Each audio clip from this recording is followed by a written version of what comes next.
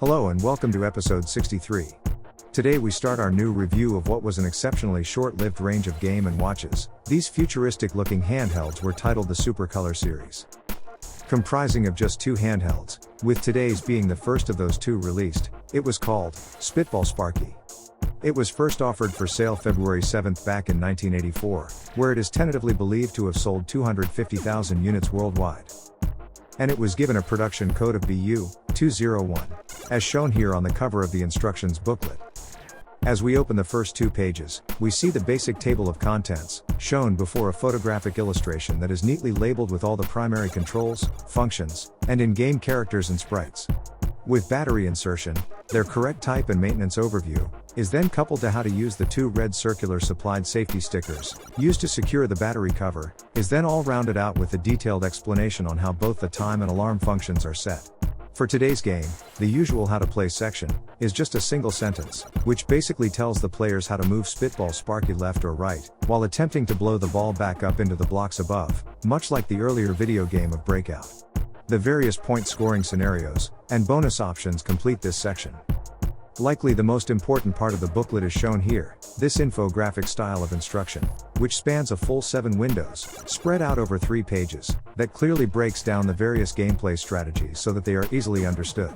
And finishes up with how misses are scored, or lives lost, before the usual caution statements are shown. The next 3 pages are intentionally blank, but could likely serve as a notebook for recording the high scores manually with a pen. The unit's internal high score recorder is great, but sadly these scores are always lost when the batteries need replacing. So let's ask the obvious question in relation to the unit's title. What is a spitball, and who, if anyone, was Sparky? Well, I came up with 3 basic definitions for a spitball. The first is a little random, left of field, or perhaps wacky idea, as in, I'm just spitballing here. The next is a term used in baseball for ball tampering, or cheating by the pitcher, where wetting or licking the ball is done to make it act in a more erratic fashion. And the last, and likely inspiration for today's title is, a chewed up ball of paper, spat at someone, or something, with or without a straw. The next answer, is likely more legend than fact, but Gunpei Yokoi had a cat called Sparky, that is a fact, but did he deliberately use his cat's name here? We'll probably never know for sure, but I kinda like this one. So, on balance of probability, the game we're looking at today, owes its name to a chewed up and spat out piece of paper, and a pampered house cat of the head of Nintendo's research and development, which I think is actually pretty cool. As an aside, I often hear that Spitball Sparky is likened to the highly successful and iconic arcade game called Arkanoid, by a lot of people, and while both games share a lot of similarities in their basic gameplay, it should be remembered that Spitball Sparky came out 2 years prior to the arcade hit Arkanoid. If we really want to look for a root reference game that shaped and forged Spitball Sparky, I'd have to say the 1976 arcade hit of the original Breakout, as that's the genesis game for this genome of gameplay. But, if we're looking for an influence of the character of Spitball Sparky, well, that's a whole different ballgame. I would suggest, and suggest very strongly, that the 1982 arcade superstar, called Q-Bert, must have loomed large over the developers' minds when drawing their character. He's not quite a clone, but he's a close match for the adorable Q-Bert in overall shape and form, don't you think? As we join the gameplay, we can see that Game Mode A is playing. This is the easier of the 2 available options. In the purple shaded area, at the bottom we see a defensive guard plate, sliding left to right, on a continuous loop. The plate deflects the ball that Sparky fires up, if struck. The green layer has the larger target blocks, which will disappear if hit with a single shot, and this has a solid defensive row of plates set above it. When this round is cleared, we see a new matrix of targets, set on the green area, then the blue, and the upper red zones. The green and blue targets are destroyed with a single hit, however, the red targets require 2 strikes to be fully removed. A single shot will only make the red target block flash. This is to identify it's been hit once. You may also notice that there is now 3 layers of sliding defensive plates, although they are not operational concurrently. This adds extra complexity to the various stages in this game. With all the green targets removed, and a single blue to go, the assault on the red targets will begin with earnest. Now that the last blue target is gone, there is only the 3 blocking plates to defend the higher ranking red targets. And with Spitball Sparky directly below the left-hand side red brick target, he fires. It narrowly misses all 3 blocking plates to score a hit. The red block now flashes to indicate it is at half strength. This early success is followed up by several frustrating deflections off of the moving guard plates, but eventually, Spitball Sparky's perseverance prevails, with a solid strike to the right-hand side red brick target, resulting in both red targets now flashing to identify their weakened state. And this is swiftly followed up with yet another strike on the right-hand side red brick, completely destroying that target, as well as the last left target too.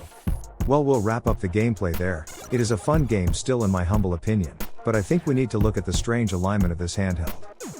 What I mean by this is it's a vertical design, which is different to every other Game & Watch that has come before, presenting the screen in portrait form. For comparison, I'd liken it to a modern cell phone, in both size and orientation. I only do this as a point of reference. The cell phone is shown in the center of this picture, with an image of today's star and focus of our show, displayed as an example. The unit has a chrome metal faceplate, with the writing etched into it, making the writing particularly difficult to photograph. The case is a similar color, being painted chrome silver, although the body is made of plastic. Looking at the reverse side, two major differences are striking. The first, and most obvious, is the lack of what's become a standard accessory, the wire stand. This is likely due to stability issues. The second thing, the location of the battery cover. It sits at the top of the unit. This is completely the opposite of all preceding Game & Watch designs, that has it at the bottom. As I've mentioned here already, there are only two handhelds in this range. Visually they're nearly identical to each other, with the most obvious variation being the alignment of the color screen foils, one unit being horizontal, the other aligned vertically. The second visual clue would be their control buttons. Spitball Sparky has black controls, with a single rocker switch and a fire button, and Crab Grab having red controls, with both being misaligned rocker switches. The secondary controls, being those little gray oval buttons, which are labeled Game Mode A, and Game Mode B, with the final one being the time button. The tertiary controls, being deliberately recessed, and also requiring a pin to access, are labeled ACL, and Alarm respectively.